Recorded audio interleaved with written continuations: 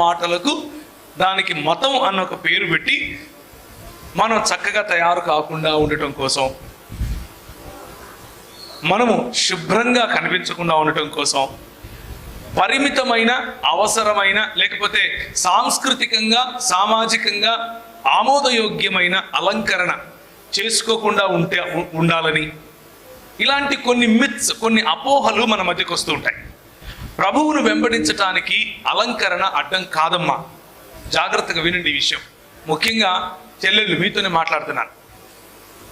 ప్రభువును వెంబడించటానికి అలంకరణ అడ్డం కాదు, కానీ అలంకరణ కంటే ప్రాధాన్యమైనటువంటి హృదయానికి సంబంధించిన ఆత్మీయ లేక ఆధ్యాత్మిక అలంకరణ చేసుకోవాలి.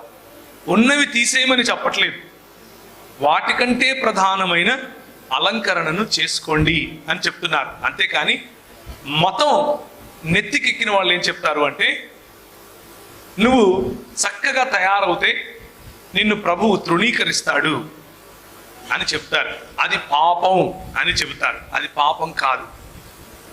ప్రభువు నిన్ను ప్రేమిస్తున్నాడు, నువ్వు ఎలా ఉన్నా ప్రేమిస్తున్నాడు. బాయ్స్కు ఇంకొక సమస్య ఉంటుంది. ఏంటి అనంటే, వే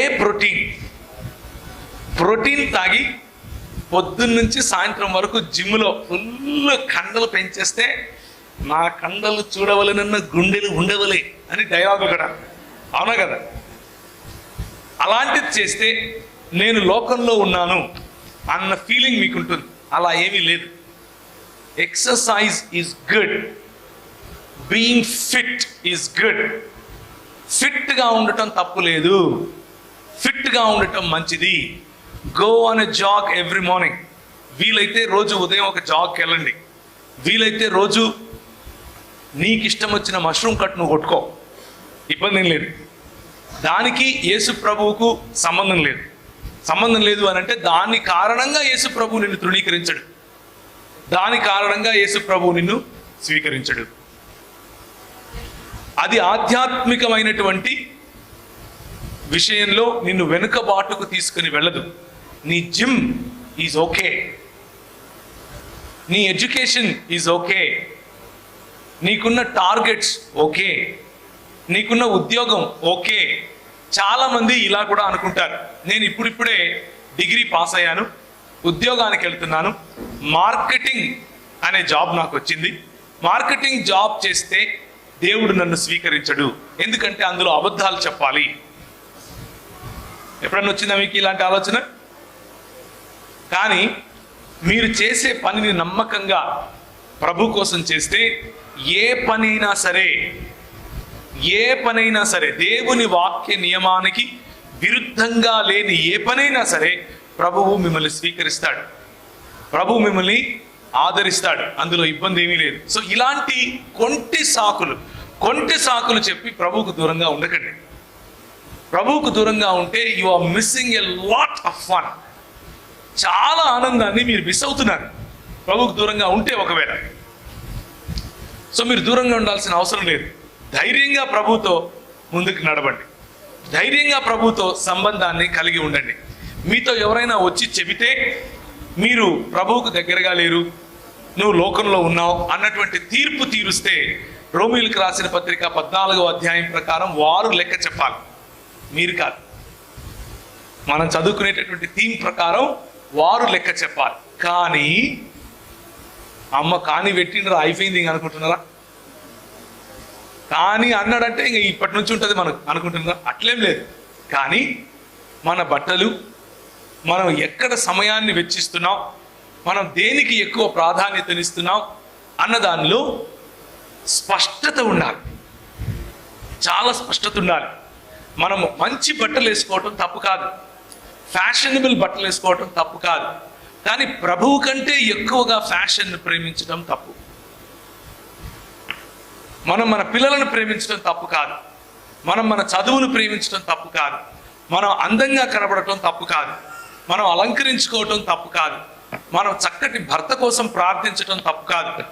కానీ వీటన్నిటినీ, నీ అందాన్ని, నీ చక్కటి భర్త పైన నీకున్న కోరిక, నీ అలంకారం పైన నీకున్న మక్కువ, నీ బట్టల పైన నువ్వు చక్కగా మంచి బట్టలు వేసుకోవాలి అన్నటువంటి ఆలోచన ప్రభువు పైన ఉండాల్సిన ప్రేమ కంటే ఎక్కువగా ఉంటే సమస్య. ప్రభువు ప్రధానమై ఉండాలి. యేసు ప్రభువును వెంబడించడం అంటే ఇదే. అందుకనే ప్రభు అంటాడు, మీరు పొరపాటున నేను ఈ లోకానికి, if you think that I have come to spread the peace, you are wrong. I have come to spread the hatred అంటాడు ప్రభు. ఒకరి మధ్య ఒకరికి ఏం పెంచడానికి వచ్చాను? విరోధాన్ని పెంచడానికి వచ్చాను. ఏంటా విరోధం? తండ్రికి విరోధంగా కుమారుడు, కుమారుడికి విరోధంగా తండ్రి, అన్నకు విరోధంగా తమ్ముడు, అక్కకు విరోధంగా చెల్లెలు, ఇలా ఉంటారు. ఎందుకు ఉంటారు అనంటే దృక్పథాలలో మార్పు వస్తుంది. దీని అర్థం ఏమిటి అనంటే, unless you hate your father and mother, you can not be my follower.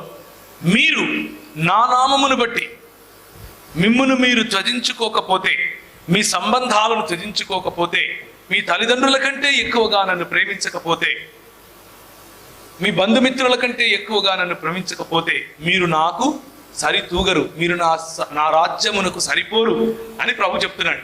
దాని అర్థం వాళ్ళందరినీ తృణీకరించడం కాదు, దాని అర్థం వాళ్ళందరినీ విడిచిపెట్టడం కాదు. దాని అర్థం ఏమిటంటే వీరందరికంటే ప్రభువుని ఎక్కువగా ప్రేమించడం, వీరందరికంటే ప్రభువుని ఎక్కువగా ప్రేమించడాన్ని ప్రభు కోరుకుంటున్నాడు. అటువంటి రిలేషన్షిప్ లోనికి ప్రభు నిన్ను పిలుస్తున్నాడు. Let me tell you one thing my brother, my sister. ప్రభువును వెంబడించడం అన్నది సరళమైనటువంటి పని, సరళమైనటువంటి విశ్వాసం. కానీ ఆ సరళమైనటువంటి విశ్వాసము కూడా తిన్నని త్రోవ, సన్నని త్రోవ. ఈ త్రోవలో అందరూ నడవలేరు, ఈ త్రోవలో అందరూ రాలేరు. ఆ త్రోవలోనికి వెళ్ళటానికి ముందే కూర్చుని దానికి అయ్యే లెక్కలు చూసుకోవాలి. నేను ఈ మూల్యం చెల్లించగలనా అని చూసుకోవాలి. ఆ మూల్యం చెల్లించగలిగితేనే అందులో కాలు పెట్టాలి. మూల్యం చెల్లించలేకపోతే కాలు పెట్టడం వద్దు. ఎందుకు అనంటే ఇది మతం కాదు.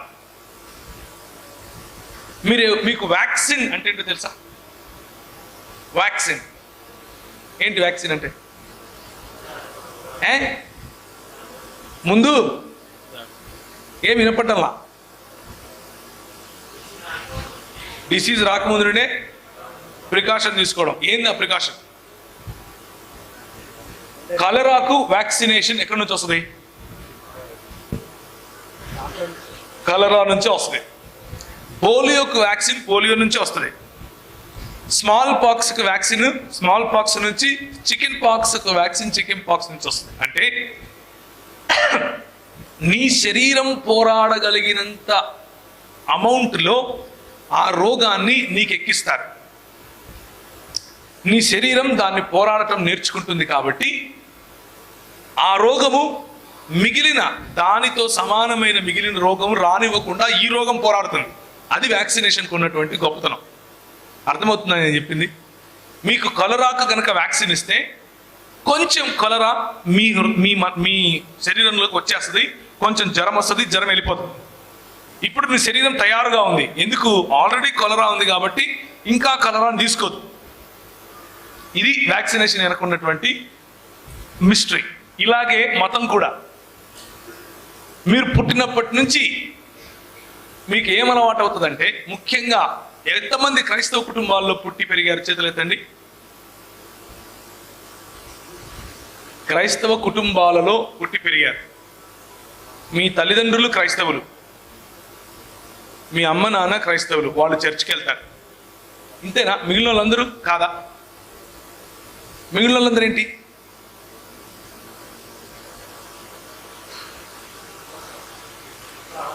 క్రైస్తవేతర కుటుంబాల నుంచి వచ్చిన వాళ్ళు చేతులు ఎత్తండి. ఇది నాకేం అర్థం కావలేదబ్బా. a+b² = a²+b² + 2ab. ఇందులో ఏ లేదు, బి లేదు, 2ab అస్సలు లేదు. మరి ఎట్లయింది ఇదంతా? నాకేం అర్థం కాలేదు. మళ్ళా అడుగుతా, మీలో ఎంతమంది మీ అమ్మ నాయన వాళ్ళు క్రైస్తవులు? ఇప్పుడు లేచినాయి కదా చేతులు, ఇప్పుడు కూడా మళ్ళా కిందికి పోయినాయి. డౌట్ ఏంది? నాకేం అర్థం కావట్లేదు. పోనీ మీలో ఎంతమంది మీరు చర్చికి వెళ్తారు?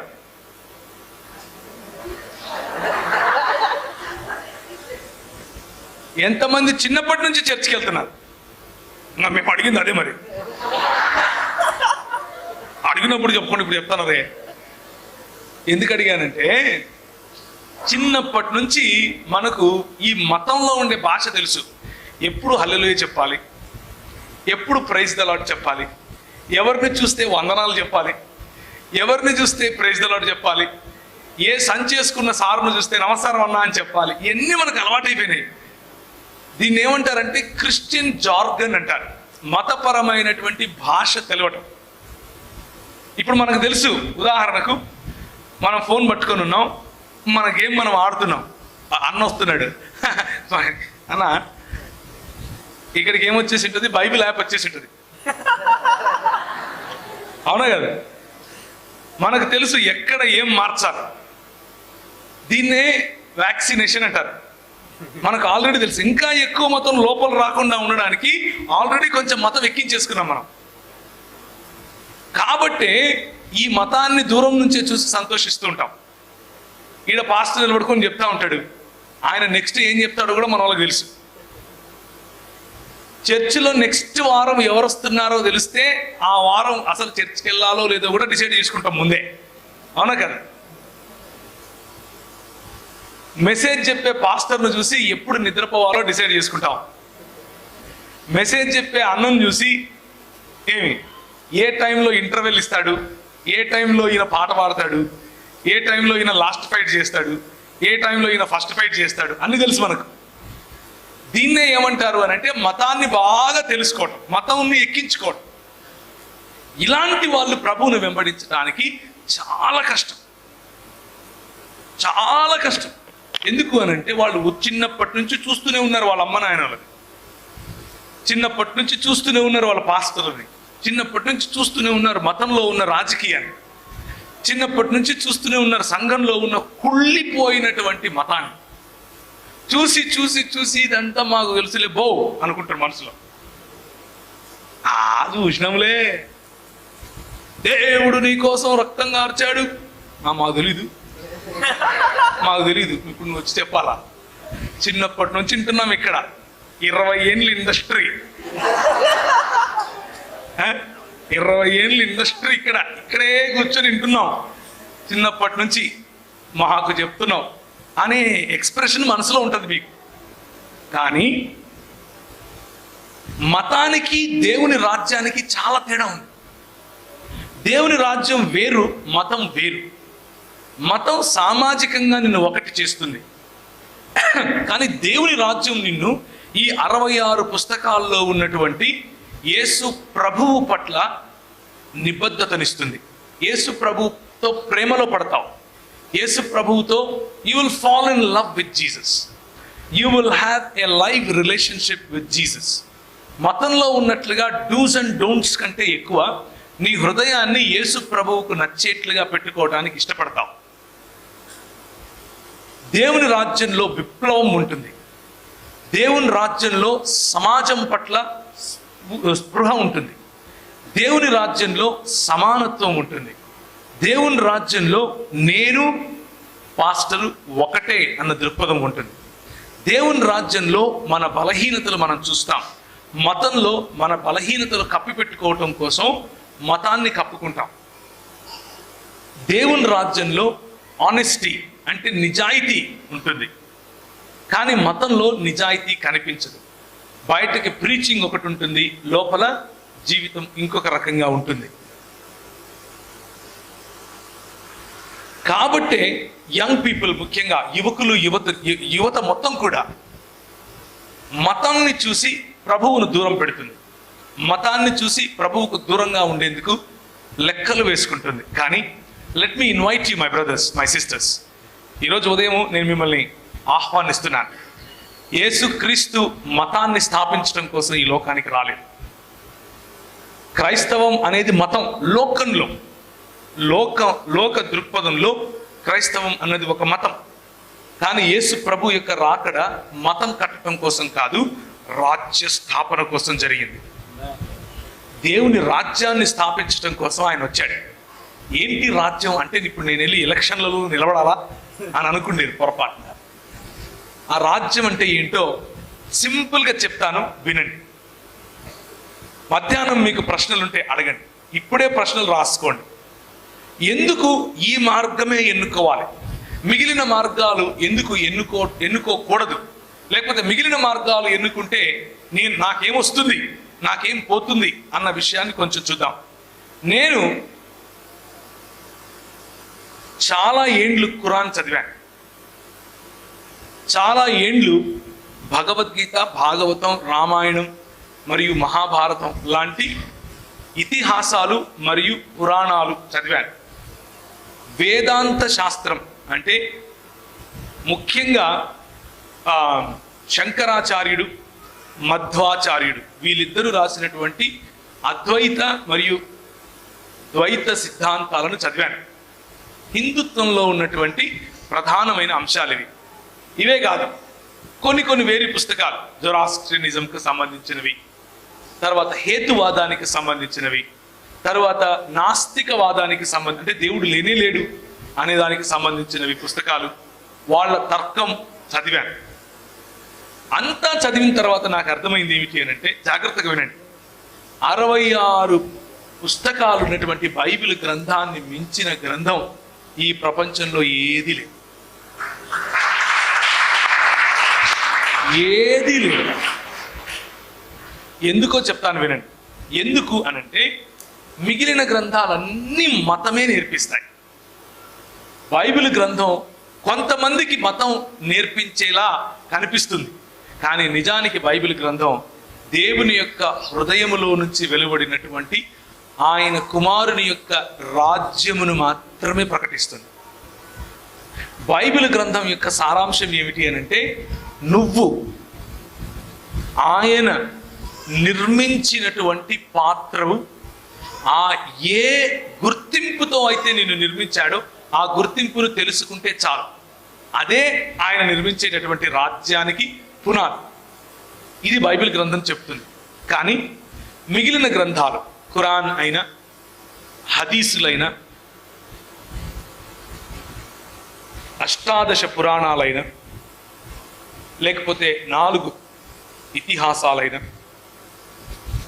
ఇవన్నీ కూడా ఏం నేర్పుతాయంటే, భగవంతునికి అనుసంధానంగా ఉండటానికి, భగవంతుణ్ణి మెప్పించటానికి నువ్వేం చేయాలి అన్నవి నేర్పుతాయి.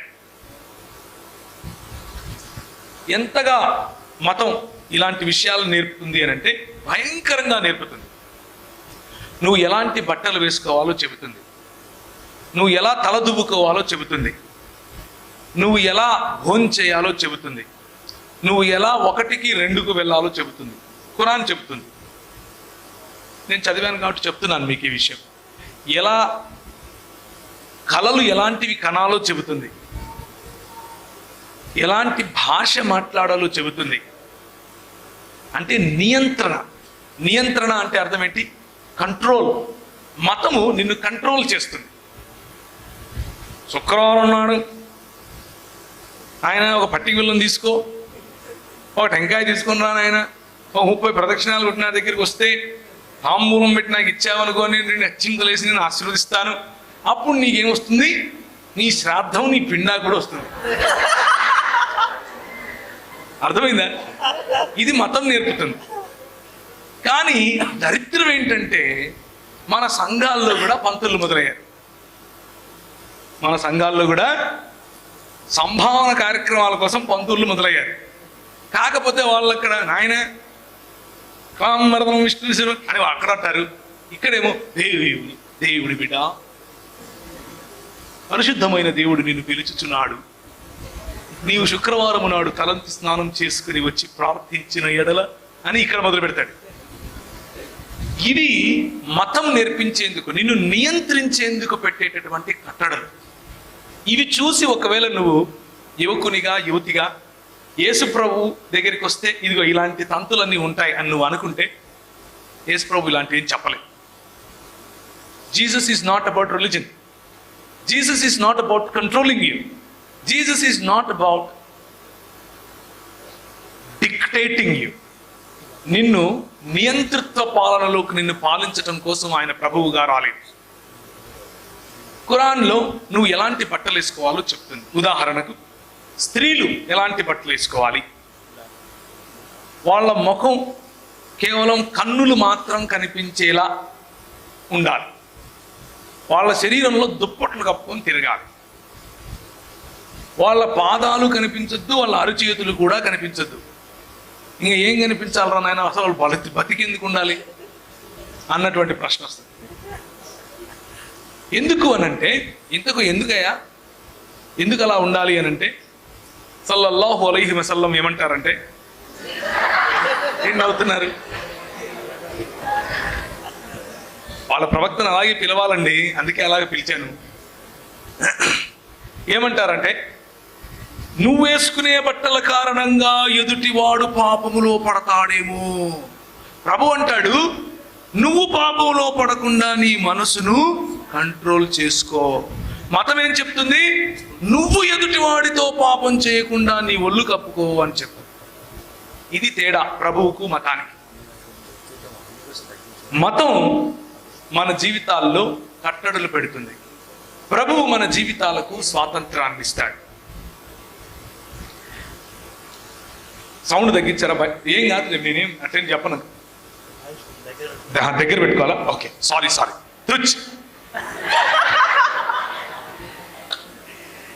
సరే.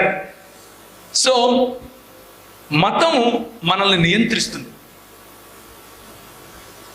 ఇస్లాంలో బట్టల గురించి, పురుషుల గురించి ఏం చెప్పారు?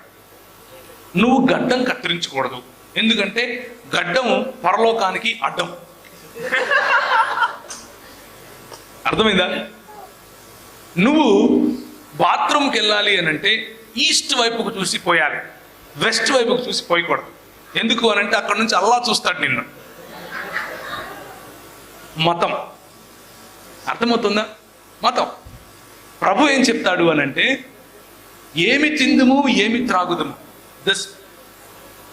పరలోక రాజ్యము తినుటయు త్రాగుటయు కాదు, భోజన పానీయములు కాదు. ఏమింది? Righteousness, peace and joy in the holy ghost. నీతియు సమాధానమును మరియు పరిశుద్ధాత్మనందలి ఆనందం. ఇది ప్రభు యొక్క రాజ్యం, పరలోక రాజ్యం, యేసు ప్రభువు యొక్క రాజ్యం. స్వాతంత్రమునిస్తుంది.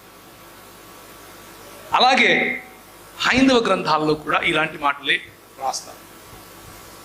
నువ్వు పుట్టినప్పుడు ఒక రకంగా, ముఖ్యంగా స్త్రీల పట్ల, నువ్వు పుట్టినప్పుడు తండ్రి నియంత్రణలో ఉండాలి, పెరిగేటప్పుడు అన్న నియంత్రణలో ఉండాలి, పెండ్లైనప్పుడు భర్త నియంత్రణలో ఉండాలి, చచ్చిపోయేటప్పుడు కొడుకు నియంత్రణలో ఉండాలి, అంతేకాని స్త్రీకి స్వాతంత్రం ఇవ్వకూడదు అని హైందవ గ్రంథాలు చెప్తాయి, మనుస్మృతి చెప్తుంది. ఎందుకు అనంటే మతం అలాగే చూస్తుంది. మతం వివక్షను తీసుకొస్తుంది. మతం స్త్రీ పురుషుడు అన్న వివక్ష తీసుకొస్తుంది. మతం ప్రాంతము పేరిట వివక్ష తీసుకొస్తుంది. మతం భాషా ప్రాతిపదికన వివక్ష తీసుకొస్తుంది. మతం నువ్వు చేసే పనుల మీద ఆధారంగా నువ్వు గొప్పవాడివా తక్కువ వాడివా నిన్ను తీర్పు తీరుస్తుంది. మతం నీ రంగును ఆధారంగా చేసుకొని నీ జాతి గొప్పదా తక్కువదా సూచిస్తుంది. ఇలా మతం పెట్టేదంతా కూడా, నేర్పేదంతా కూడా వివక్ష. ముఖ్యంగా స్త్రీల గురించి నేను చేసినటువంటి అధ్యయనంలో, ఇక్కడ ఇంతమంది కూర్చున్నారు కదా, అందుకు ఈ మాట చెప్తున్నాను. స్త్రీల గురించి నేను చేసిన కొద్దో గొప్ప అధ్యయనంలో నాకు అర్థమైంది ఏమిటి అని అంటే, 66 పుస్తకాలు ఉన్నటువంటి బైబిల్ గ్రంథం తప్ప మిగిలిన ఏ మత గ్రంథంలోనూ స్త్రీకి దేవుడు తన పోలికను, తన స్వరూపాన్ని ఇవ్వలేదు. మీకు కేవలము బైబిల్ మాత్రమే ఏం చెప్తుంది అని అంటే, నువ్వు నేను ఇద్దరము సమానంగా దేవుని పోలికలో ఆయన స్వరూపంలో మనం ఉన్నాం. అర్థమైందా? ఇక ఏ గ్రంథం చెప్పదు. మిగిలిన గ్రంథాలు శరీర అమరిక కారణంగా, అంటే మనకున్న అవయవాల యొక్క అమరికను, మన శరీరంలో ఉన్నటువంటి సైకిల్స్, మన శరీరంలో ఉన్నటువంటి సహజ సిద్ధంగా పురుషుడిని ఎలా పురుషుడని, స్త్రీని ఎలా స్త్రీ అని, మన భౌతిక కాయము, మన మనసులో జరిగేటటువంటి హార్మోనల్, మన శరీరంలో జరిగే హార్మోనల్ చేంజెస్ వలన వచ్చేటటువంటి మార్పులకు కారణంగా మనం ఎలా కనిపిస్తామో వాటి బేసిస్ మీద నువ్వు దేవుని దగ్గరికి వెళ్ళొచ్చు, లేక దేవుడి దగ్గరికి వెళ్ళలేవు అన్నటువంటి నియంత్రణ, కంట్రోల్ మతం పెడుతుంది. ఏంటా కంట్రోల్? ఉదాహరణకు ఇస్లాంలో స్త్రీలు రజస్వల అయిన తర్వాత మస్జిద్లోనికి వెళ్ళకూడదు. రజస్వల అంటే పుష్పవతులైన తర్వాత, స్త్రీలు సమర్థలైన తర్వాత ఎక్కడికి వెళ్ళకూడదు? మసీదులోనికి వెళ్ళకూడదు. ఎందుకు వెళ్ళకూడదు అని అంటే అక్కడున్న పురుషులు టెంప్ట్ అవుతారంట. మనకి ఇళ్లలో ఉండరా అక్కలు, చెల్లెళ్ళు, అమ్మలు ఉండరా? మరి ఇళ్లలో ఎట్లా? మతం. అలాగే మన దేశ సంస్కృతిలో కూడా ఇదే చూడటం జరిగింది. మన దేశ సంస్కృతిలో కూడా స్త్రీల పట్ల భయంకరమైన వివక్ష.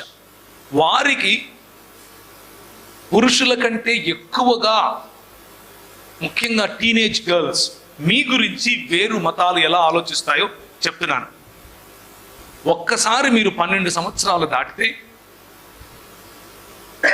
మీ పట్ల స్థానికంగా ఉన్నటువంటి మతాల యొక్క ఆలోచన ఏమిటి అని అంటే, మీరు ఎప్పుడూ మనసులో పాపం చేస్తూనే ఉంటారు అని చెప్పారు.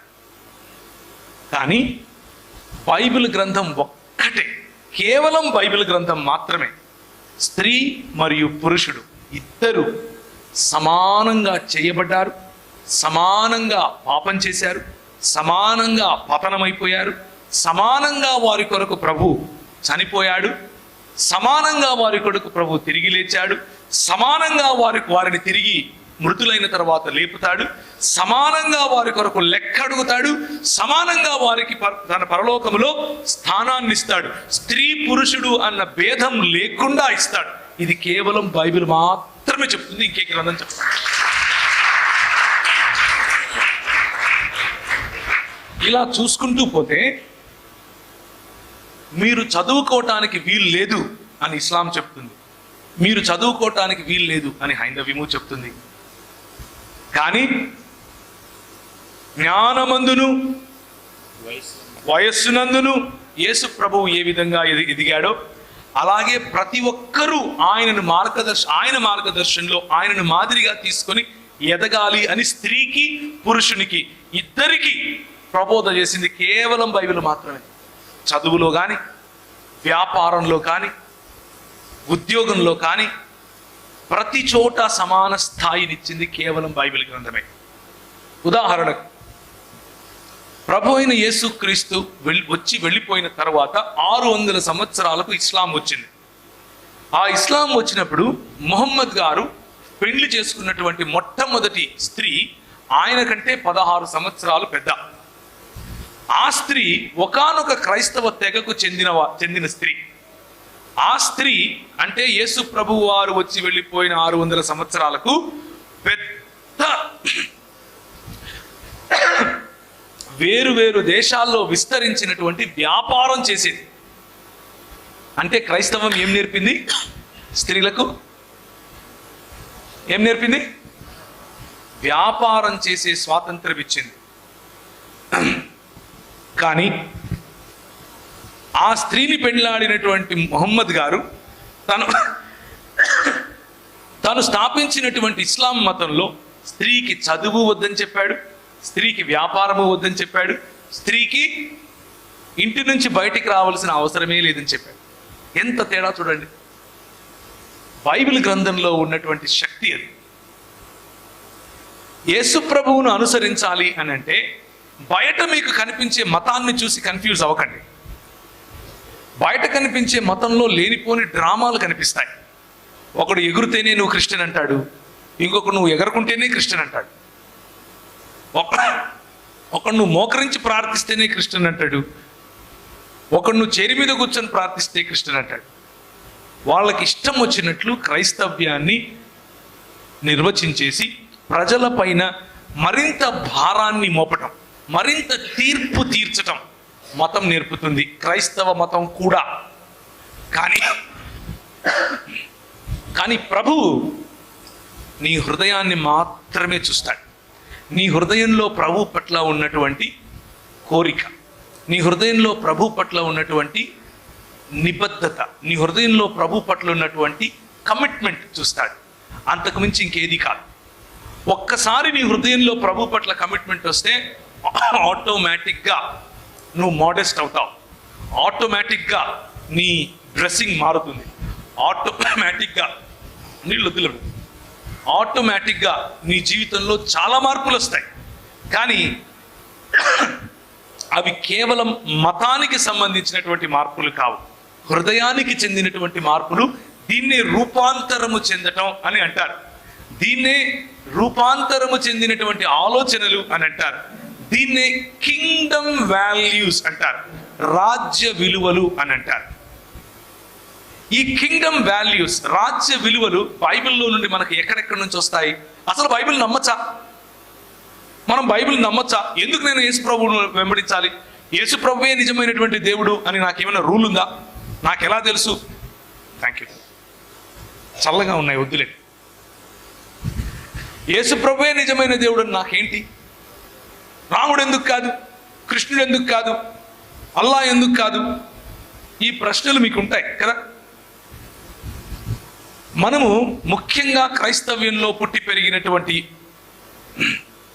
ఎక్కువగా సంఘాలకు అంటే చర్చిలకు వెళుతూ ఉన్న తర్వాత కూడా మనకున్నటువంటి అనేక ప్రశ్నల్లో ఈ ప్రశ్నలు కూడా ఉంటాయి. యేసు ప్రభువునే నేను ఎందుకు నమ్మాలి?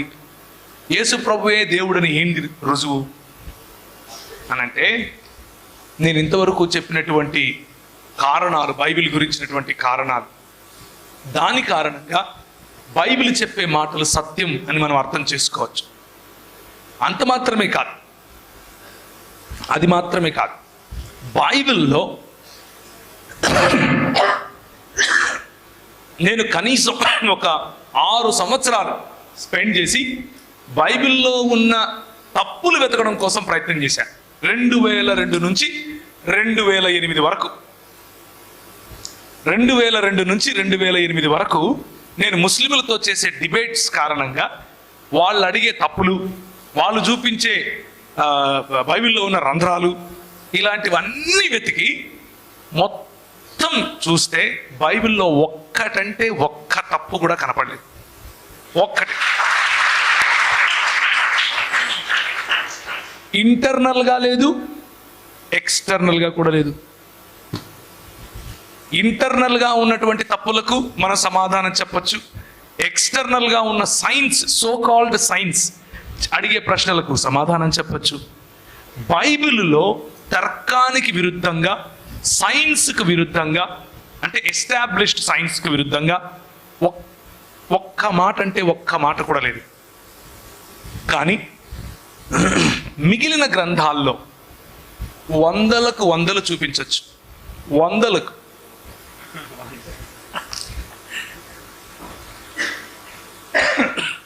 కాబట్టి బైబిల్ గ్రంథం it gives you assurance my brothers, my sisters. మీకు ఒక సాలిడ్ ఫౌండేషన్ ఇస్తుంది బైబిల్. ఒక్కసారి ఈ బైబిల్ని కనుక గట్టిగా పట్టుకోగలిగితే రూపాంతరము అన్నది, లేకపోతే లెక్క చెప్పటానికి సిద్ధపాటు మన థీమ్ అన్నది ఆటోమేటిక్గా మొదలవుతుంది, ఆటోమేటిక్గా మొదలవుతుంది. ఈరోజు మధ్యాహ్నం మీకున్న ప్రశ్నలు మీరు అడుగుతూ ఉన్నప్పుడు మరిన్ని ఎక్కువ ఇలాంటి ఈ కోణంలో నుంచి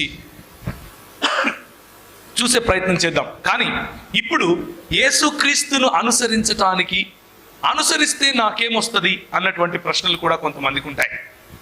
అనుసరిస్తే ఏమొస్తుంది అన్నది తప్పకుండా చూద్దాం, కానీ అనుసరించకపోతే ఏమొస్తుంది అనేది చూద్దాం. ఫస్ట్ హేతువాదము లేకపోతే నాస్తికవాదంలో నీకు భయంకరమైనటువంటి సమస్యలు వస్తాయి. ఉదాహరణకు హేతువాదంలో సంబంధాలకు ఫౌండేషన్ ఉండదు. ఎవరిని అక్క అని పిలవాలి, ఎవరిని చెల్లి అని పిలవాలి, హేతువాదుల దగ్గర సమాధానం ఉండదు. నేను ఎందుకు మా అక్కను పెళ్లి చేసుకోకూడదు, హేతువాదుల దగ్గర సమాధానం ఉండదు. నేనెందుకు ఒక ఒక ఒక స్త్రీతో వ్యభిచారం చేయకూడదు, హేతువాదుల దగ్గర సమాధానం ఉండదు. నేనెందుకు కష్టపడి చదవాలి, హేతువాదుల దగ్గర సమాధానం ఉండదు. నేనెందుకు సమాజ సేవ చేయాలి, హేతువాదుల దగ్గర సమాధానం ఉండదు. అంటే లైఫ్కు పర్పస్, మన జీవితానికి ఒక పర్పస్ ఉంటుంది, మన జీవితానికి ఒక ఉద్దేశం ఉంటుంది. ఆ ఉద్దేశాన్ని హేతువాదులు లేకపోతే నాస్తికవాదులు చెప్పలేరు. జొరాస్ట్రియనిజం అంతే, అంటే పార్సీ వాళ్ళు, గోద్రేజ్, టాటా ఇలాంటి వాళ్ళందరూ పార్సీలు అనమాట. అదొక మతం, వాళ్ళ దగ్గర ఉండదు సమాధానం. మిగిలింది నీ దగ్గర ఒకే ఒక్క మార్గం, అదేంటి? యేసు అనే మార్గం. పోనీ దీంట్లో నాకేమొస్తుంది, దీంట్లో నేనేం కోల్పోతాను? నంబర్ 1, నీ పుట్టుక ఆధారంగా నీ మంచి చెడులను ఆయన నిర్ణయించడు.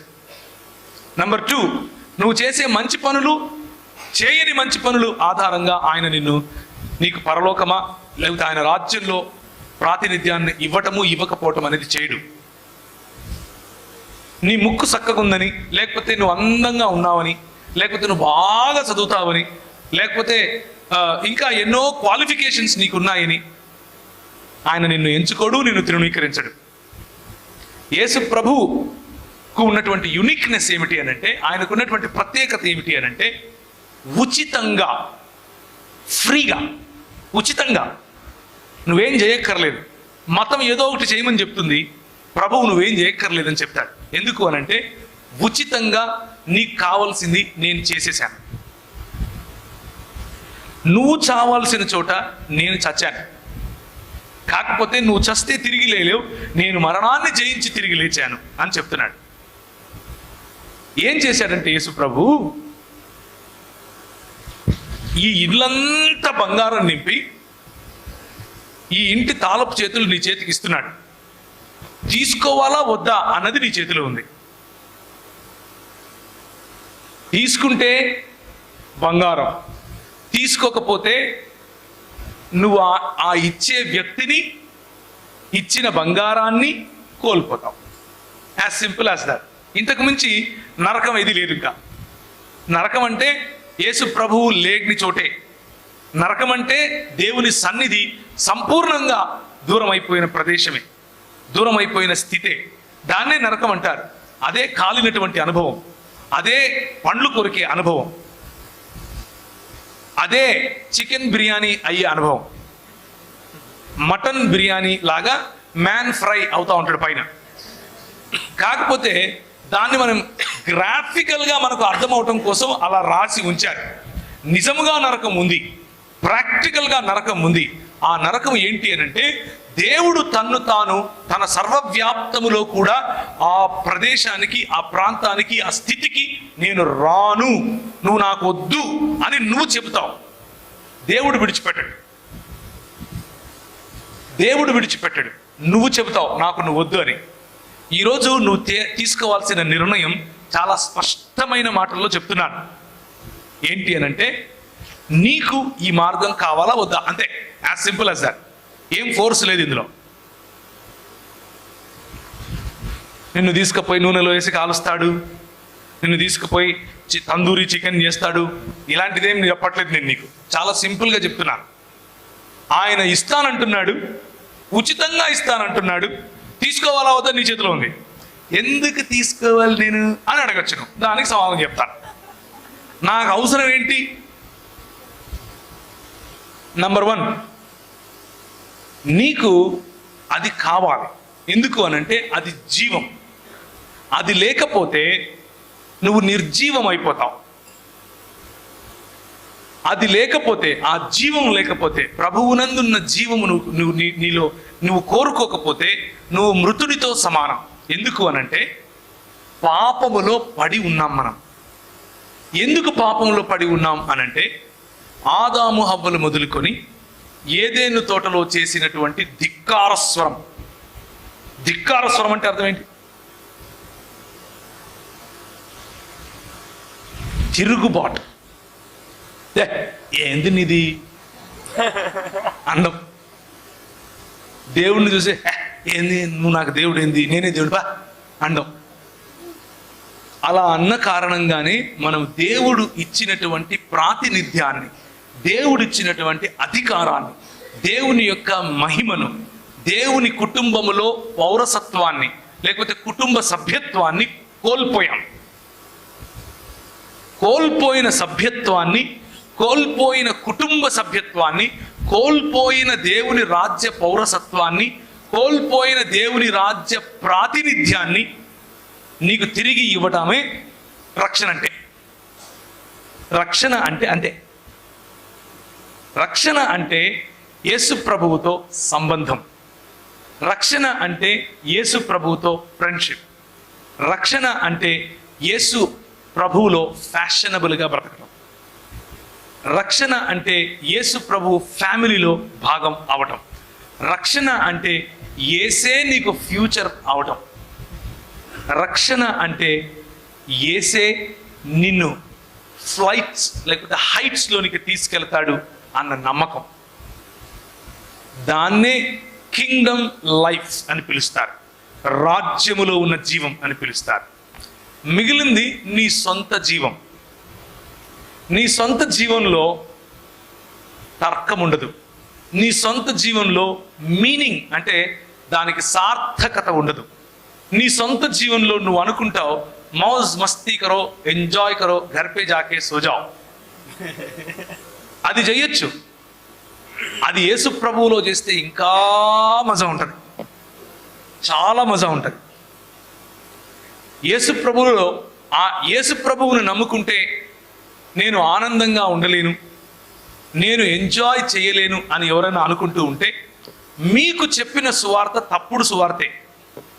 నిజానికి యేసు ప్రభువును నమ్ముకుంటే చాలా ఎంజాయ్ చేస్తారు, మామూలు కాదు. నేను ఇందోర్ పోతానని పొమ్మని ప్రభు చెప్పాడు కదా, నేను ఇందోర్ బయలుదేరానని చెప్పాను కదా, నాకు ఆతాహై జాతాహై మాత్రమే వచ్చని చెప్పాను కదా. వెళ్ళాను, సాయంత్రం రాత్రి 10 గంటలకు దిగాను. చలి, నాకేం తెలుసు ఆ ఊర్లలో అంత చలి ఉంటుందని. నేను మామూలుగా పోయినా, అక్కడేమో గడగడ గడగడ గడగడ ఉనికి చలి. నేను జాకెట్ లేదు నా దగ్గర. జాకెట్ అంటే ఆడోళ్ళు వేసుకునేది కాదు, అంటే మీరు మళ్ళీ అట్లా ఆలోచిస్తారేమో అని. మగోళ్ళు వేసుకునే జాకెట్ ఉంటుంది కదా, అది లేదు. రైల్వే స్టేషన్లో 3 రాత్రులు పడుకున్నాను ఆ చలిలో. ఎందుకో తెలుసా? ఎంజాయ్ చేశాను చలిని. చలిని ఎంజాయ్ చేయడం ఏందిరా దరిద్రుడా అంటారా? యేసు ప్రభువును కలిగి ఉంటే వచ్చే మజా అట్లుంటది. యేసు ప్రభువును కలిగి ఉంటే వచ్చే కసి అట్లుంటది. ఎవ్వరు తెలీదు ఆ ఊర్లో, భాష రాదు, ఎక్కడికి వెళ్ళాలో తెలీదు. ఒకరోజు రాత్రి టికెట్ కొనుక్కొని వెళ్ళిపోయాను అంతే.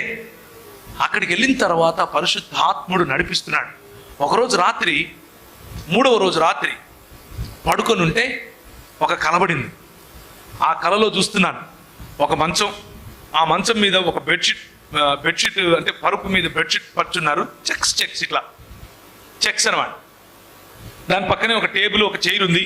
ఒక చెంబులో, చెంబు అంటే మనం వాడే చెంబు కాదు, నార్త్ ఇండియాలో ఒక రకమైన వేరే రకం చెంబులు ఉంటాయి. ఆ చెంబులో నీళ్లున్నాయి. నాకు అది కనిపిస్తూ ఉంది. నేను ఎప్పుడు అలాంటి చెంబులు చూడలేదు అంతకుముందు. పొద్దున్నే లేచాను, ఏందప్పా ఇది, స్నానం లేదేం లేదు. రైల్వే స్టేషన్లో స్నానాలు ఎక్కడ ఉంటాయి? ట్యాప్ దగ్గరికి వెళ్ళి ముఖం కాళ్ళు గిల్లు కడుక్కొని బయలుదేరాను బయటికి. ఎందుకంటే సువార్త చెప్పాలి, ఇంతే ప్యాషన్. సువార్త చెప్పాలి, ప్రభువు కోసం జీవించాలి. ఏం చేయాలో తెలియదు కానీ సువార్త చెప్పాలి. ఎట్లా చెప్తావురా? ముగి సైకిల్తో చెప్తాను, ఆతాహై జాతాహై అంటాను. ఏదో అవతలోనికి మాత్రం అర్థమవుతా ఉంది, అవతలోనికి అర్థమవుతా ఉంది నేను మాట్లాడేది. ఎలా అర్థమవుతుందో నాకు తెలియదు. పొద్దున్న లేచి బయలుదేరాను. బయలుదేరితే రాత్రి నాకు కలలో కనిపించిన ఇల్లే. బయట జూలాఘర్ అని రాస్తుంది. జూలాఘర్ అంటే అర్థం ఏంటంటే, చిన్నపిల్లలను వాళ్ళ అమ్మ నాన్నలు పనికి వెళ్తూ క్రచ్లో ఆడుకోవడానికి వేసి వెళ్తారు కదా, అది జూలాఘర్ అంటే. జూలాఘర్ అంటే ఏందో నాకు తెలియదు. వెళ్ళాను, ఆ ఇంటి దగ్గరికి వెళ్ళి తలుపు తట్టాను. ప్రభు వెళ్ళమన్నాడు, వెళ్ళాను. జైన్లు వాళ్ళు, జైన్ కుటుంబానికి చెందిన వాళ్ళు బయటికి వచ్చారు. ఆమె బయటికి వచ్చింది, ఏం కావాలా అని అడిగింది. నాకంత తెలియదు కదా, అన్ని మూగి సైకిలే. రూమ్ కొనా అన్నాను. పైనుంది చూసుకోపోయింది. పైనుంది చూసుకోపోయింది. నేను ఎవరో తెలియదు. 3 రోజులు స్నానం లేదు, ఏం లేదు, అడక్క తినేవాళ్ళలాగా ఉన్నాను. ప్లాట్ఫారం మీద పండుకుంటే ఎట్లుంటారు?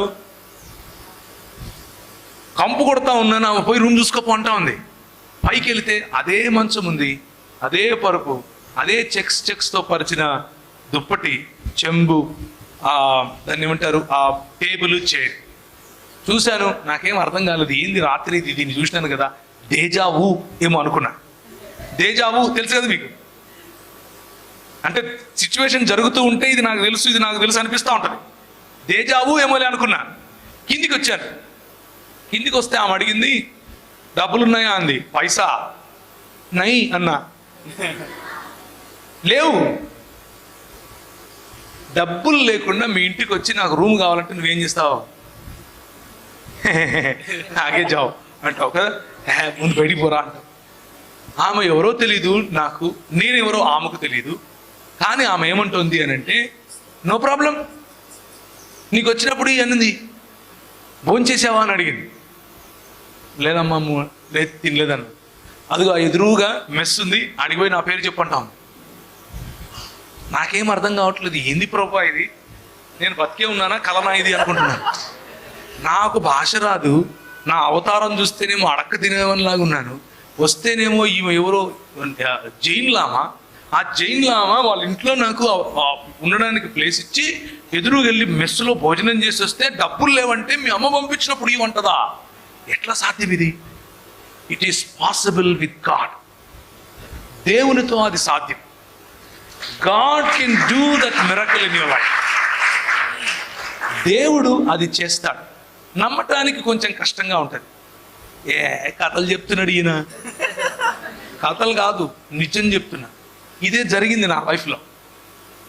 యాజ్ ఇట్ ఈస్గా చెప్తున్నా, జరిగినట్లు. ఇందోర్లో నేను ఎక్కడికి వెళ్ళానో తెలీదు, ఏ ప్రాంతంలో దిగానో తెలీదు, భాష రాదు, ఏ ఇంటికి వెళ్ళాలో తెలీదు. కానీ ప్రభు నడిపించాడు, ప్రభు ఇప్పించాడు. ఆ తర్వాత MBA కాలేజ్లో, ఆ రోజుల్లో ఆ కాలేజ్ 32వ ర్యాంక్ భారతదేశంలో. దాంట్లో ర్యాంక్ వచ్చింది, చదువుకున్నాను. 11 సంవత్సరాలు అక్కడ ఉన్నాను. 11 సంవత్సరాలు అక్కడ ఉండి పరిచర్య, వ్యాపారం, ఉద్యోగం అన్నీ చేసుకుంటూ మధ్యలో ఎంటర్ ది సెకండ్ డ్రాగన్, నా భార్య వచ్చింది. ఫస్ట్ డ్రాగన్ ఏమైంది, నా గుండె పగిలింది, 10 ముక్కలై. అక్కడ ఎంటర్ ది సెకండ్ డ్రాగన్, ఈమె వచ్చింది. ఈమె వచ్చిన తర్వాత నాకు పాప పుట్టింది. నేను దేవుని కోసం పని చేస్తున్నా. కానీ పాప పుట్టిన 20 రోజులకు హాస్పిటల్కి తీసుకెళ్తే, ఎందుకు తీసుకెళ్ళాము అంటే ఆమెకు విరోచనాలు అవుతున్నాయి. ఎందుకు ఇది అని తీసుకెళ్తే డాక్టర్ అన్నాడు, విరోచనాలు ఏమైనా తగ్గిపోతాయి, కానీ ఈమెకు గుండెలో టెట్రాలజీ ఆఫ్ ఫాలో అనే ఒక రోగం ఉంది అని చెప్పి. టెట్రాలజీ ఆఫ్ ఫాలో అంటే ఏంటిది? ఏదో అన్ని భాషలాగా ఉంది అనుకున్నాను. మీరు సినిమాలు ఒకవేళ భూమి పుట్టక ముందు వచ్చిన సినిమాలు చూస్తుంటే, అంటే మీరు పరిశుద్ధులే, మీరు చూడరు.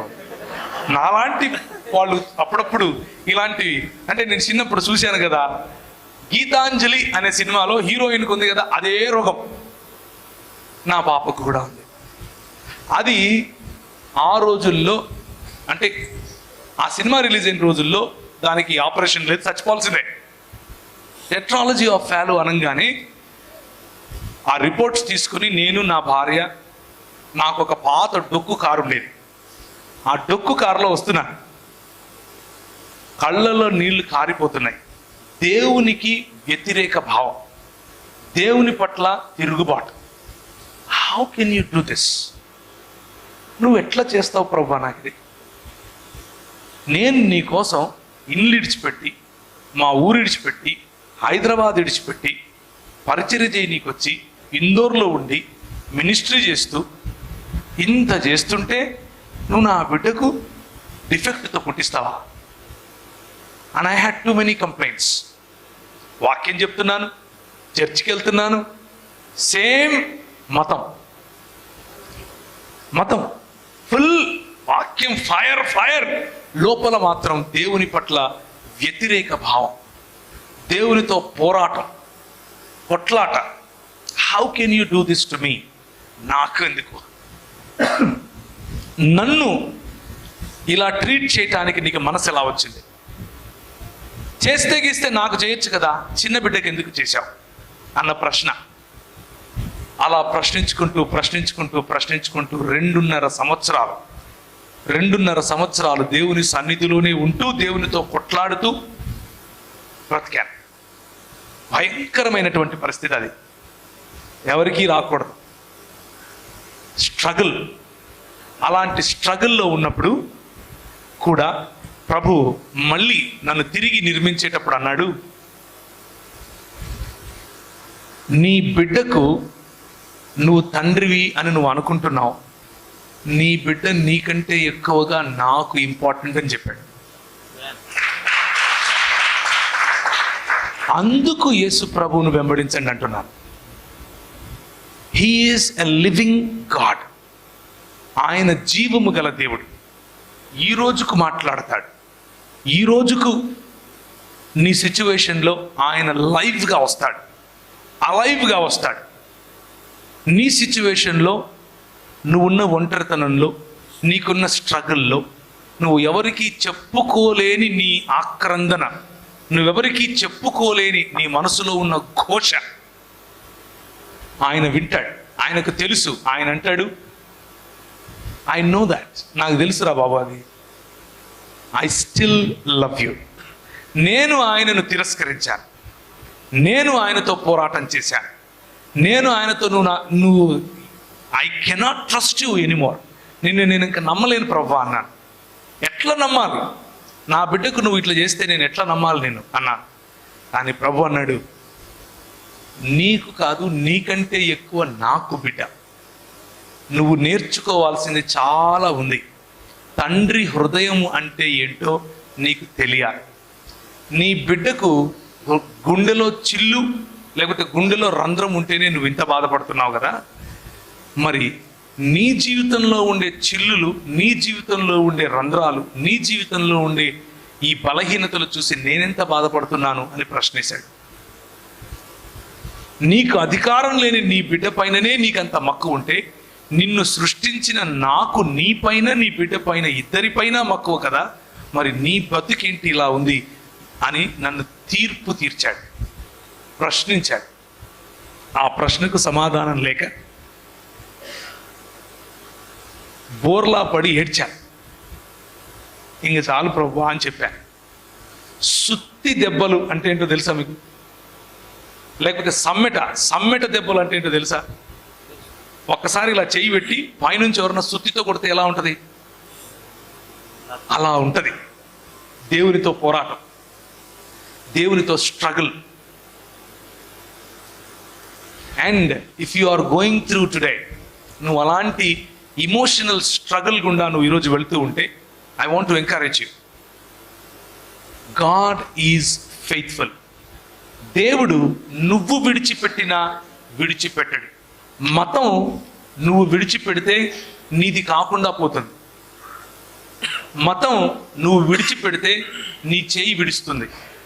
మతం నువ్వు విడిచిపెడితే నిన్ను వెలివేస్తుంది. మతం నాకొద్దు అని అనుకుంటే నిన్ను అంటరాని వాణ్ణి చేస్తుంది.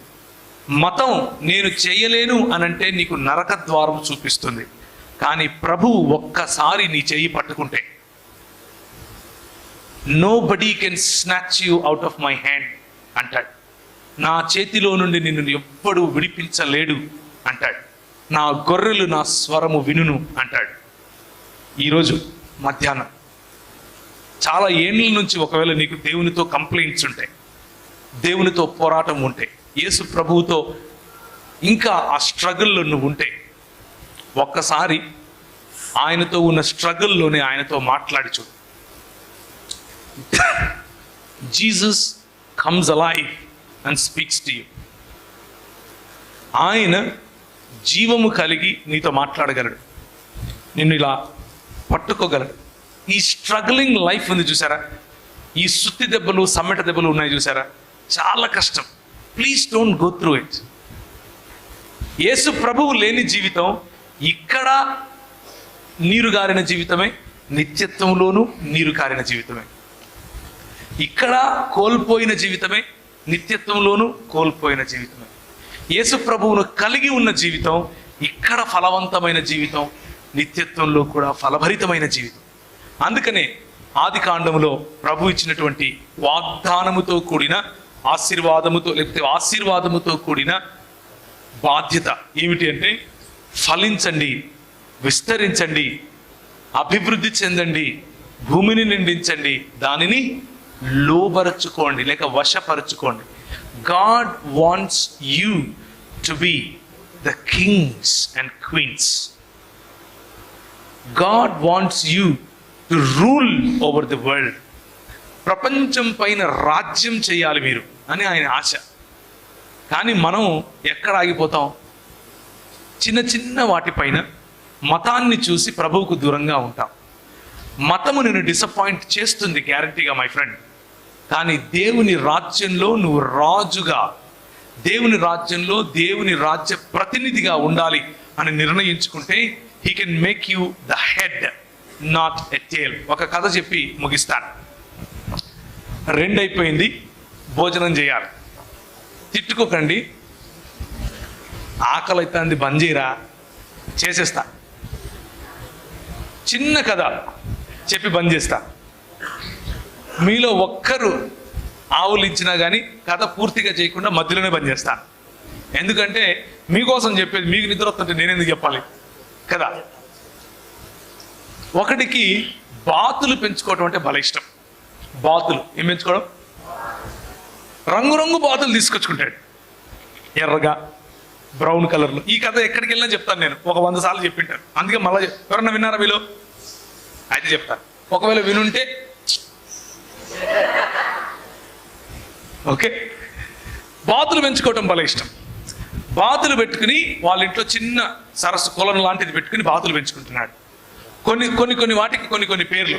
ఒకటి పేరు సుబ్బి, ఒకదాని పేరు బుజ్జి, ఒకదాని పేరు, ఇట్లా పేర్లు అనమాట. అమ్ములు, ఇంకా ఏం పేర్లు ఉంటాయి మన ఇళ్ళలో? చెప్పండి పేర్లు. బిందు, గుండు, బంటి, బిట్టు, ఇట్లాంటి పేర్లు అనమాట. చిట్టి పొట్టి పెట్టుకొని ఫుల్ ఎంజాయ్ చేస్తున్నాడు వాటిని చూసి. ఒకరోజు బయటికి వెళితే ఒక చిన్న పక్షి దొరికింది. ఆ పక్షిని చూసి అనుకున్నాడు, అరే ఇది కింద పడిపోయింది, దీన్ని ఇంటికి తీసుకెళ్దాం, ఇంటికి తీసుకెళ్ళి బాతులతో పాటు పెంచుతానని చెప్పి తీసుకెళ్ళాడు. దానికి చిట్టి అని పేరు పెట్టాడు. చిట్టి ద రోబో. కనెక్ట్ అయ్యారా? చిట్టి ద రోబో. దానికి చిట్టి అని పేరు పెట్టి బాతులతో పాటు వేసాడు. ఇది కూడా బాతుల్లాగానే పెరుగుతుంది, వెళ్తుంది. అవి నడిచినట్టే నడుస్తూ ఉంది. భలే కాపీ కొట్టింది వాడిని. కానీ వీడికి ఒక ఫ్రెండ్ ఉన్నాడు, నాలంటాడు తిక్కోడు. మధ్యాహ్నం వాళ్ళ ఇంటికి భోజనానికి వచ్చాడు. వీడు, అరే మామ సుద్దురారా నా బాతులు అన్నాడు. చూద్దాం పరా అని బయటకు వెళ్ళి, అది చూసినవారా, ఎర్రగా బలుంది, చూడు బ్రౌన్ కలర్, సూపర్ ఉంది అది. ఇదేంద్రా నెమిలి లెక్కనుంది, ఇదేంద్ర భలే ఉంది. దూరంగా చెప్పి చదువుతుంది, అడుగు చూసినావా, అది చిట్టి రా అన్నాడు. చిట్టా? దాన్ని చూస్తే చిట్టి, ఇది బాతు కాదురా రే అన్నాడు. ఎవడు చెప్పాడురా నీకు? నేను దాన్ని బాతు చేశాను అన్నాడు. నువ్వు బాతు చేయడం ఏందిరా, తప్పురా, అది చిట్టిరా. చిట్టి అంటే అది బాతు కాదురా బాబు, అది వేరే. నేను చేశా.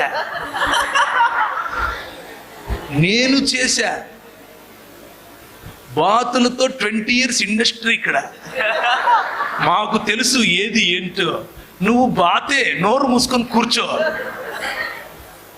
అరే బాతు కాదురా అంటే నువ్వు బాత్ అంటావేంటి? నీ చేతనైతే నిరూపించుకో అన్నాడు. మనోడికి ఇగో తిక్క కదా.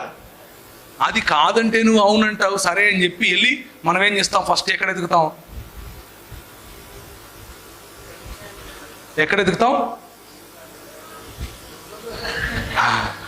మనకు తెలిసిన ఫస్ట్ తల్లి గూగులమ్మ తల్లి.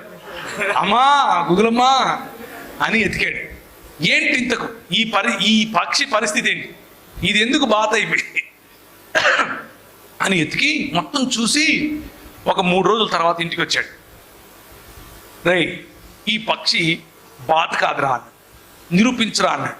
దాన్ని చేతిలోకి తీసుకుని కొంచెం అట్లా మసాజ్ కొట్టి దాని రెక్కలు కొంచెం అట్లా అని దాన్ని పైకి శ్రేశాడు. కిందికి వచ్చేసి మళ్ళీ క్వాక్ క్వాక్ క్వాక్ క్వాక్ అని వెళ్తాం. అబ్బా ఇడేమో చేసినాడు, దీనికి మాత్రం వేసినాడు రా అనుకో. కొంచెం పైకెక్కి దాని రెక్కలు ఇంకొంచెం తీసి ఇంకొంచెం పైకి ఎగిరేశాడు. పైకి ఎగిరేస్తే కొంచెం ఎగరటం మొదలుపెట్టింది. మనోడు గింజలేశాడు. Quack quack quack quack quack. ఈడు పైకి ఎగిరేను, ఈడు గింజలేను. గింజలేస్తుంటే అది చూసి గింజల కోసం కిందికి వస్తాం.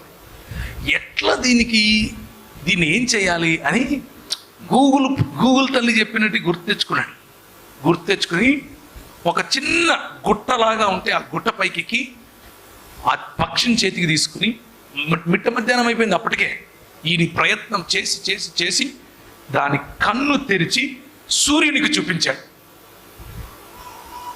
సూర్యునికి చూపించగానే ఆ పక్షి ఇలా ఎదిలించుకుని రెక్కలు చాపి ఎగరటం మొదలుపెట్టింది. మనోడు ఏం చేస్తున్నాడు? చిట్టి గింజలు గింజలు గింజలు వెళ్తా ఉంది. బుర్రు ఇది వెళ్ళిపోతుందిరా అని చెప్పి వానపాములు, చేపలు ఇలాంటివన్నీ తీసుకొచ్చేస్తున్నాడు. చిటి మేఘాలను చీల్చుకుని వెళ్ళిపోతా ఉంది. సూర్యుడు నా కళ్ళలోనికి మెరిస్తావా నువ్వు, నేను నీ దగ్గరకు వచ్చి చూస్తాను నిన్ను, సూర్యుడిని దగ్గరికి నేను వెళ్ళాలి అన్నట్లుగా పరిగెడుతోంది. పైకి వెళ్ళిపోతా ఉంది. పక్షి అలా వెళ్ళిపోతా ఉంటే మనోడికి అర్థం కాలేదు. ఏం చేసేవరా నువ్వు అంటే, I just showed it the identity. ఆ పక్షికి దాని ఐడెంటిటీ ఏంటో రుచి చూపించాను అంతే అని అన్నాడు. ఒకసారి చూస్తారా? మలాకి గ్రంథం 4వ అధ్యాయం 2వ వచనం. మలాకి గ్రంథం 4వ అధ్యాయం 2వ వచనం. నా నామమందు భయభక్తులు గల వారికి నీతి సూర్యుడు ఉదయించును, అతని రెక్కలు ఆరోగ్యము కలుగచేయును. కనుక నీతి సూర్యుడు ఉదయించినప్పుడు మన రెక్కలకు ఆరోగ్యము కలుగు చేస్తాడు. ఈ సూర్యుడు భౌతికంగా ఉదయించినప్పుడు ఈ పక్షికి ఏ విధంగా రెక్కలకు ఆరోగ్యము కలిగిందో, మనకు పతన స్థితిలో ఉన్న మనకు, దేవునితో పోరాటంలో ఉన్న మనకు, దేవునితో సంధి లేని మనకు, దేవునితో సమాధానము లేని మనకు నీతి సూర్యుడు ఉదయిస్తే మన రెక్కలకు ఆరోగ్యము కలుగు చేస్తాడు. క్రొవ్విన దూడలు గంతులు వేసినట్లు మనము గంతులు వేస్తాం. అలయక సొమ్మసిల్లక పరుగెడిపోతాం. మనము తలలుగా ఉంటాం, తోకలుగా ఉండం. ఇంతకు ఈ పక్షి ఏంటి?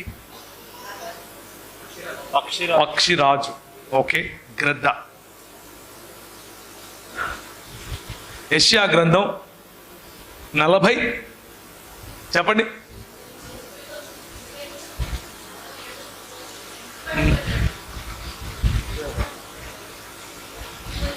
ముప్పై 40 కరెక్ట్. చదవండి. యెహోవా కొరకు ఎదురు చూచువారు నూతన బలము పొందుదురు, వారు పక్షిరాజు వలె తమ రెక్కలు చాపి పైకి ఎగురుదురు కదా, వారు అలియక నడుయుదురు, సొమ్మసిల్లక నడిచిపోదురు. దిస్ ఇస్ నీతి సూర్యుడు మన జీవితంలో ఉదయించినప్పుడు మనము పక్షి రాజులము, బాతులము కాదు అని తెలుస్తుంది. మనల్ని బాతులుగానే ఉంచటం కోసం సమాజంలో వేరు వేరు ప్రయత్నాలు జరుగుతూనే ఉంటాయి. నువ్వు ఆడపిల్లవు కదా, నీకెందుకు ఇది, ఈ చదువు నీకు అవసరమా, మర్యాదగా ఆడ కూర్చో. గింజలు నిన్ను ఎగరకుండా ఉంచడం కోసం వేసే గింజలు. మొన్న నేను ఒక అమ్మాయిని కౌన్సిలింగ్లో కలిశాను, ఇట్లాంటి యూత్ మీటింగ్ తర్వాత. ఏమ్మా ఏం చదువుకుంటున్నావు అంటే, ఏం చదివామమ్మా అంటే, అన్న ఎంబీఏ చేస్తానన్నా. ఎంబీఏ తర్వాత ఏంటన్నా, మ్యాచెస్ చూస్తున్నారన్నా, పెళ్లి చేసుకుంటాను అని. అబ్బో, మ్యాచెస్ చూస్తున్నారు, పెళ్లి చేసుకుంటాను. మరి ఎంబీఏ ఎందుకు చదువుతున్నావమ్మా అన్నాను. అంటే చదవాలి కదన్నా, ఊరుకునడం ఎందుకు. గింజలు, మ్యాచెస్ అనేవి గింజలు. నిన్ను ప్రభువు ఏ గమ్యం వైపుకు ఎగరమని చెబుతున్నాడో ఆ గమ్యం నుంచి ఆపేందుకు సమాజం వేసే గింజలు. నీ కులం పేరు చెప్పి నిన్ను ఆపడానికి గింజలు వేస్తారు. రే, నీకు అంత అవసరమారా? నీ బతుకేంది? నువ్వేందిరా? నా బతుకేమైంది? I'm in the image of God. నేను దేవుని స్వరూపంలో ఉన్నాను, నేను దేవుని పోలిక చొప్పున ఉన్నాను. నా దేవుడు పక్షిరాజై ఉన్నాడు. నా దేవుడు పక్షిరాజు రెక్కల మీద మోసుకొని వచ్చినట్లు నిన్ను మోసుకొని వచ్చానని చెప్తున్నాడు. ముదిమి వచ్చే వరకు నిన్ను మోయువాడని అంటున్నాడు. నేను నా దేవుని స్వరూపంలో ఉన్నాను. నేను పక్షిరాజు, నేను బాతును కాదు అని చెప్పటమే రక్షణలోకి రావటం. నేను బాతును కాదు, I reject to be a duck. నేను బాతుగా ఉండటానికి ఇష్టపడను, నేను పక్షిరాజు బిడ్డను, పక్షిరాజుగానే ఉంటాను అని చెప్పటమే యేసు ప్రభువు యొక్క, లేకపోతే యేసు ప్రభువు ఇచ్చేటటువంటి ప్రాతినిధ్యాన్ని తీసుకోవటం, ఆయన రాజ్యమును వెతకటం, ఆయన రాజ్యములో ప్రతినిధిగా ఉండటం, ఆయన రాజ్యములో దేవునికి నమ్మకమైన దాసుడిగా పనిచేయటం. యోబు గ్రంథము ఇది చదివేసి ముగించేస్తాం. 39వ అధ్యాయం, యోబు గ్రంథం 39వ అధ్యాయం 26 నుండి. డేగ నీ జ్ఞానము చేతనే ఎగురునా, అది నీ ఆజ్ఞ వలననే తన రెక్కలు దక్షిణ దిక్కునకు చాచునా. పక్షిరాజు నీ ఆజ్ఞకు లోబడి ఆకాశ వీధికెక్కునా. ఏం వీధి? ఆకాశ వీధి. మేము రాజారెడ్డి వీధే దాటం. ఆకాశ వీధి ఏంటి? మీ ఊర్లో వీధుల పేర్లు చెప్పండి, 1-2 చెప్పండి. ఏం వీధులు లేవా మీకు? ఉంటాయి కొన్ని వీధులు. కొందరికి సిటీ సెంటర్ వీధి ఉంటుంది, కొందరికి బ్యూటీ పార్లర్ వీధి ఉంటుంది, కొందరికి నర్స్ అనే వీధి ఉంటుంది, కొందరికి చపరాసి అనే వీధి ఉంటుంది, కొందరికి దాన్ని ఏమంటారు, గవర్నమెంట్లో కాంట్రాక్ట్ జాబ్ వచ్చింది అనే వీధి ఉంటుంది. ఇలాంటి చిన్న చిన్న వీధులు చాలా ఉంటాయి. అక్కడికే గింజలు అవన్నీ కూడా. ఆ వీధులు చూపించి దానికి ఒక ఎస్సీ సర్టిఫికేట్ తగిలిచ్చి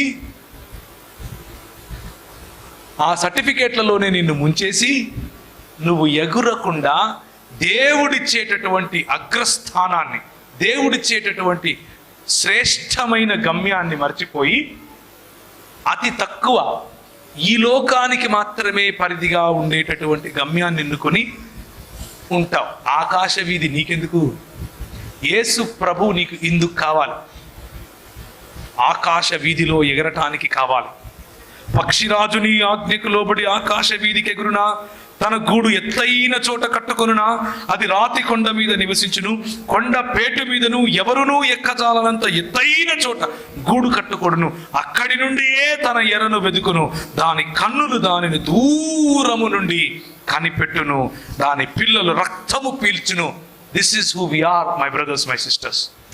మనము కొండ పేటున బ్రతకటానికి పిలువబడ్డాం. మన ఎత్తైన చోటలో మన గూడు కట్టుకోవటానికి పిలువబడ్డాం. అక్కడి నుండే మన ఎర్రను చూడటానికి తీక్షణమైన కన్నులు కలిగిన వారముగా, దూర దృష్టి కలిగి ఉండటానికి పిలువబడ్డాం. చిన్న చిన్న గింజలకు ఆశపడటానికి పిలువబడలేదు. నీ చిన్న చిన్న గింజలు, గర్ల్ ఫ్రెండ్ అనే గింజ, బాయ్ ఫ్రెండ్ అనే గింజ నిన్ను ప్రభువు చూపించే గమ్యము నుంచి దూరం చేస్తూ ఉంటే, fly away and fly higher. నీ ఫ్యూచర్ ఈ ఫ్లైట్లోనే ఉంది. నీ భవిష్యత్తు ఈ ఆకాశ వీధిలో ఉంది. చిన్న చిన్న వీధుల్లో ఇరుక్కుపోకు. నువ్వు మహా అయితే నీ సొంతంగా కష్టపడితే ఆ చెట్టు మీద గూడు కట్టుకుంటావు. కానీ నీతి సూర్యుడు నీకు ఉదయిస్తే కొండ పేటు మీద గూడు కట్టుకుంటావు. ఎవడునూ ఎక్కజాలనంత ఎత్తైన చోట నీ స్థానాన్ని ప్రభు ఉంచాడు. ఆ స్థానాన్ని మర్చిపోయి చిన్న చిన్న గింజలకు ఆశపడితే ప్రభువుకు లెక్క చెప్పాలి, ప్రభువుకు లెక్క చెప్పుకోవాలి. తలలు వంచుకుంటే ప్రార్థించుకుందాం.